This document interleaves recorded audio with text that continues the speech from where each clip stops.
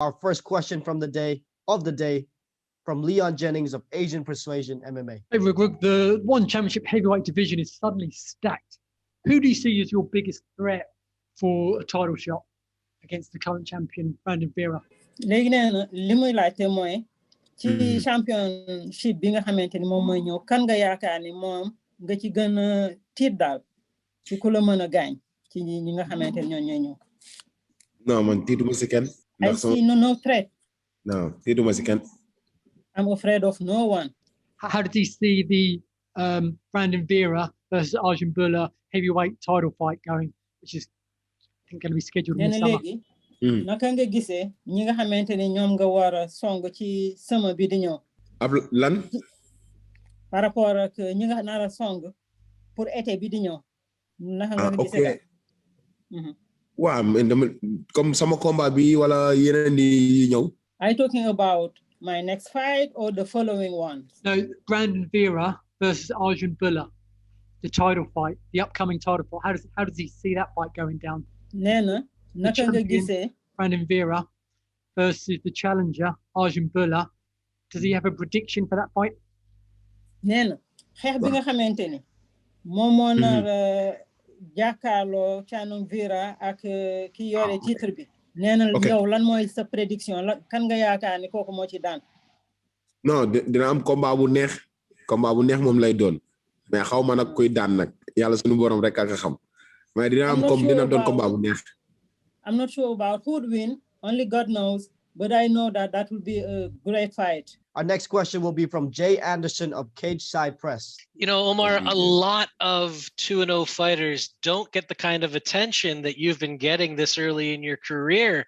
I'm just curious what it's been like developing, with so much spotlight and attention on you so young in your MMA journey. Nena, li mu seetlu mooy ñi nga xamante ni ñoom ñooy def combat yu mel nii ñu ci bari bu ñu commencé duñu am attention bi nga am.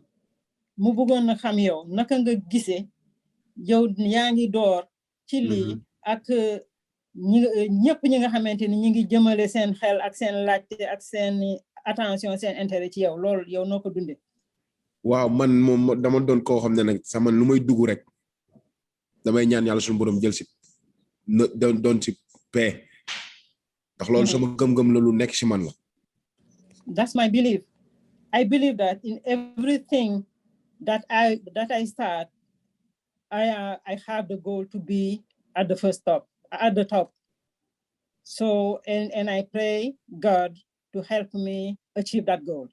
And have you thought, progressing as quickly as you have, about how soon you could make it to the top of one's heavyweight division? Like when you think about this, do you think maybe a title fight in 1 year or 2 years? What's your expectation?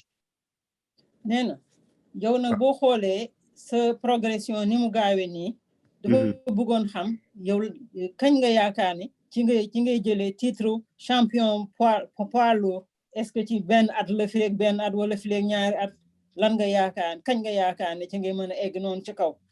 waaw loolu moom luñ ci xam nga luñ ci mën a wax nag lu bëri dañuy bañ jiitu yàlla lépp yàlla suñu borom moom moo yor mbir yooyu mais ñun am nañ suñu gëm-gëm boo xam ne tey jii incha allah na combat yi dox rek incha allah li si kanam rawuli bët quoi man moom ay benn at ak ñaari at ak non man xale laa damay liggéey maa ngi sama yoon waaw lu ma yàlla jox rek ma jël mais gëm nañ ni man incha allah waaw sama bët moom mooy li ma faral di wax rek sama bët moom tegu ma ko si combat yi yëpp waaw si man lu ma tax a jóg mooy belt bi moo ma tax a jóg.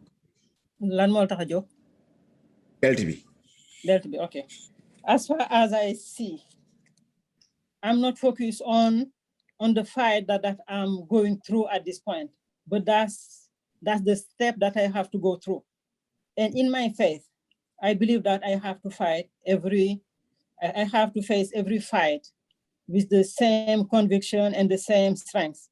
For now, I'm young, so I don't know how long it will take. It's not in my hand, it's in God's hand. I don't know how long it will take, but I'm aiming at the belt because I want the top. But I cannot tell you how long it will take me to get there. Our next question here will be from Reug Reug of My MMA News. As Jay mentioned, right, they're kind of a fighter who has gained a lot of spotlight and hype very early into their career. And I'm just wondering, especially as you continue to build up the hype and win more fights, do you feel any pressure from being looked at as a guy who, has so much attention on you right now? léegi nee na comme question bi nga xamante ni moom la jeey laajte léegi. koo xamante ni dafay doori commencer rek. ñëpp tekk bët. te yow yaa ngi développé li nga xamante ni moom nga commencé est-ce que sentiro benn pression boo xamante ni moo tegu ci sa kaw. ci koo xamante ni dafay doori commencer rek daal. est-ce que sentiro pression bu ñu teg sa kaw noonu. non pression mës sa tegu si kaw sama kaw ndax ñun lu ñuy def rek dañ koy booleeg suñu gëm-gëm comme mooy sànq li ma wax rek dañ ko booleeg suñu gëm-gëm ñun duñ dox si pression ndax ñi ñuy seetaan yàgg nañoo nekk si géew kon ñun mësuñoo dox pression si dara yàgg nañoo teewal Sénégal international tamit kon ñun mësuñoo am pression si loolu kon duñ ñëw ba fii di am pression non. I'm not feeling no pressure at all. As I said earlier when I was talking to Jay, I am progressing based on my faith. And everything I do, I put that faith on top of everything. And this is not new to me. I have been progressing. I have been fighting all over, even at an international plan for my country. So I'm used to being in the middle of an arena. This is not new, and I have no pressure. I'll be okay. Our next question will be from Dwi Wijatmiko of Bellator.com. African fighters has been dominating in UFC right now with Adesanya, Ngannou, and Kamaru Usman. How do you see this? And especially as your career, yourself career in one championship, as we know that now there are no African fighters who champion in one championship. Nena.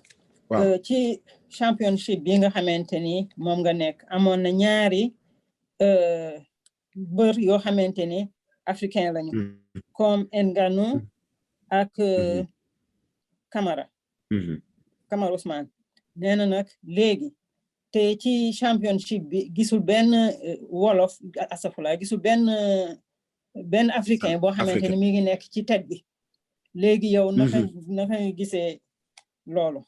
waaw loolu moom lu ma si wax du bëri ndax ñaan naa yàlla suñu borom dem ba tee woon championship doon seen poids lourd dem ba tee woon championship seen beltis poids lourd incha allah te loolu day am bu soob suñu borom ndax ñu ngi siy liggéey gëm nañ suñu bopp xam nañ lu koy maye.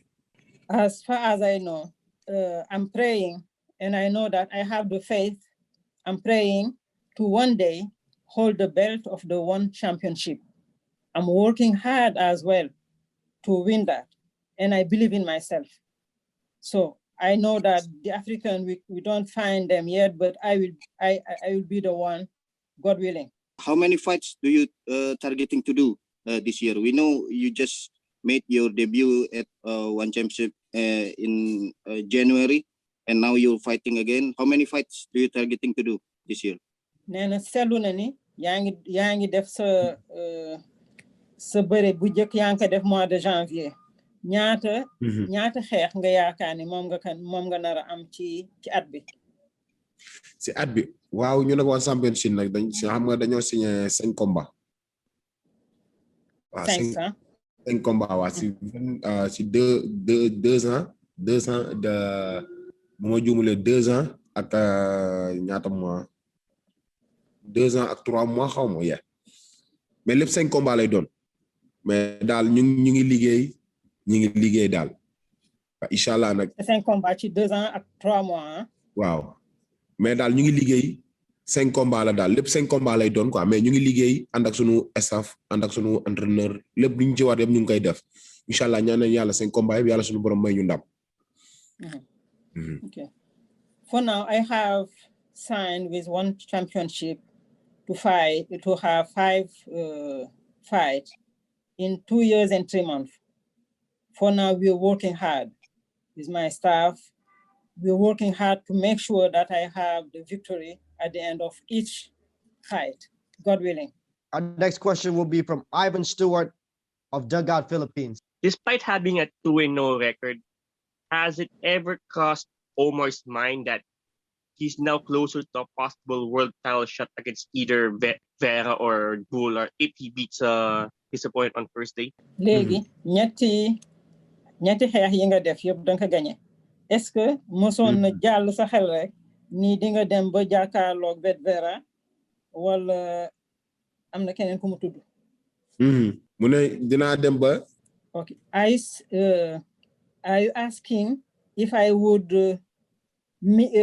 fight with them exemple nee na dafa bëggoon xam après ñaari match ñaari bëre yi nga def soo gagné bii di ñëw est-ce que jàpp nga ni di nga gën a jege pour jàkkaarloo ak Vera wala am na beneen tour bu mu wax ñeneen champion yi fa nekk yoo war a xeexal waaw ñun moom pare nañ ci bépp ñun pare nañ ci bépp côté ñun ku ñu yàlla boole rek ñu jël adversaire bu ñu am rek ñu jël waaw ñun dawuñu kenn tiituñu kenn ay xale nañ dañuy liggéey ku bëgg lu mitt nag ku ñeme akar moom il faut nga bëgg kaani nag loolu moom waxu sénégalais la waxu sénégalais la de okay for now I feel that I'm ready to fight with any opponent. I'm afraid of no one. I'm shy in front of no one. I'm young and I'm fighting hard. There is a meal in Senegalese culture that needs a lot of hot pepper. So whoever wanna eat that type of meat need to be able to face the heat from the hot pepper. So I'm afraid of nothing and I'm ready. All right. So how do you find Brandon then? Like, what are your thoughts about him in general? Nena, lan nga xalaat ci Brandon Vero comme xeexkat ak comme champion? waaw man lu ma si xalaat bëriwul ndax man daal instant bi maa ngi sama yoon maa ngi entraîné man bu ma paree si faat kun ma jox man I don't care ku ñëw baax na. Yeah. Okay. For now, I'm not thinking about him that much. I know that I'm ready to meet anyone. I'm training hard and I don't care. Whoever comes, I'm ready. Next, Simon Romero of Behind the Grid.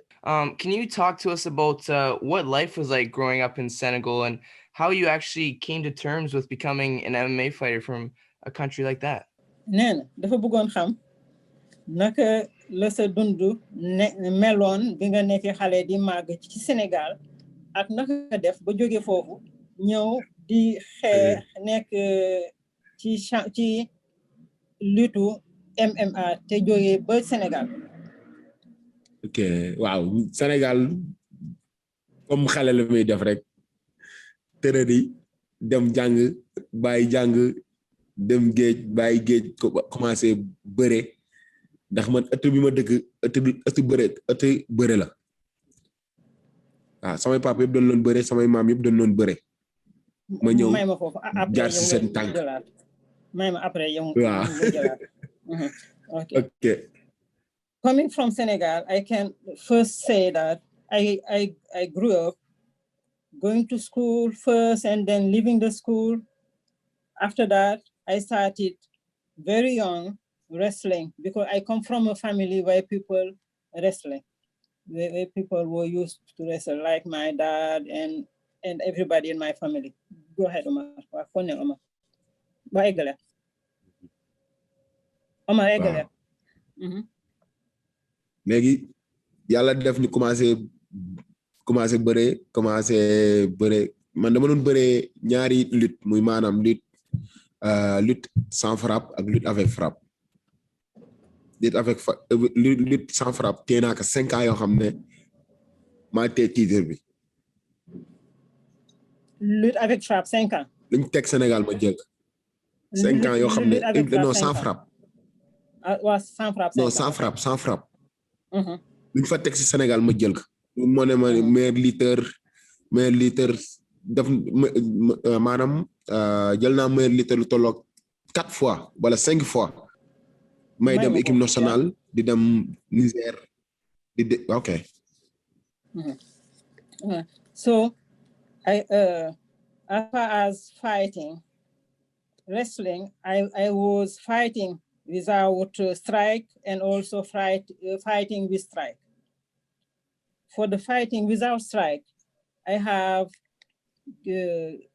took the title 5 times.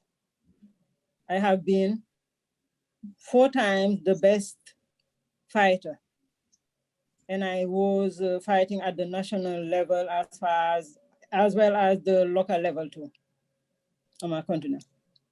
Waaw buñ jógee foofu après ñuy dem équipe nationale di dem drapeau CEDEAO drapeau chef de l'État yooyu yëpp jël naa ko dem équipe nationale capitaine 2 fois dem fi Dosa dem fi francophonie yooyu yëpp ma jël samay médaille lépp mu ngi kër ga mu ngi jógee foofu commencé bëre arène am naa 15 combats arène 0 défaite. 15 combats 0 défaite, ok. waaw bu ma jógee foofu après nag c'est là dem États-Unis commencé dem États-Unis 2016 commencé nekk foofu di entraîner bu ma demee amee combat dem États-Unis entraîner ñibbisi ma pare. waaw léegi ma commencé taxawal foofu tuuti. ok 2016 nga dem États-Unis. All right. So 2016 laa commencé dem États-Unis. I have also won many titles around West Africa, CEDEAO, CDEAO, the head of states flight. I also won in the Francophonie, the French-speaking area as well. I won many titles in the arena. I fought 15 times, and I won all the 15 times. No defeat. And in 2016, that's when I started going to the USA for my trainings on my continent. léegi bu ma demee commencé dem États-Unis nag laa commencé di am combat yu mag di bëre ay combat lutte avec frappe commencé ma dem ba lutte avec frappe bi ma bàyyi ma lii simple bi ma bàyyi simple bi commencé nag commencé fi ko si MMA ndax sport bu ma neex la sport de combat la ndax nit ki sport bu doonee sa métier sport boo gis mën nga see mën a dugg boo amee publicité bi quoi. All right. So when I started going to the US for my training, that's when I started doing the wrestling with strike, and I loved it. And that's at that time that I started with the MMA fight, and I felt very comfortable with it. Since I like fighting, that's my main sport, I was comfortable. Ok, si laa dugg nag commencé nag si laa dugg nag commencé si ñu nag Ares si laa dugg commencé ñu nag Ares ne ma am combat si Ares ma xeex fa benn combat léegi nag sunu combat ñu nag waa Ares ñu Ares yaa ngi doon wax fi nga defee sa premier combat Ares. Son premier combat maa ngi ko Ares man ak Sofiane Bokissou commencé nag ndax foofu ñun ak ñoom demoon nañ ba signé ñun ak ñoom 4 combats mais xam nga Covid beeg yaa ma gën a xam mu ñëw ak yàlla suñu borom ñëwal ay dogalam kon dañ koy nangoo yàlla suñu borom après ñu kit ak ñoom suñu manager muy ok.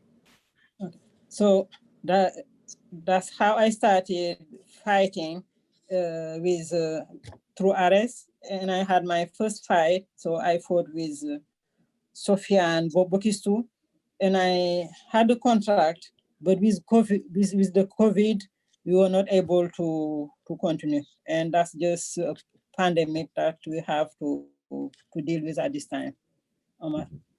Léegi après ñu tàggoog waa Ares après mu loolu léegi sunu manager muy Kedo ak sama grand muy Leyti ñu liggéey si liggéey bu mucc abi ba korog ñu décroché One Championship après si la ñu commencé fight One Championship waaw sama xale mu ngi noonu ak sama mag. Okay, so after that, that's how I worked hard with Kedo and Leyti, and we ended up with the One Championship.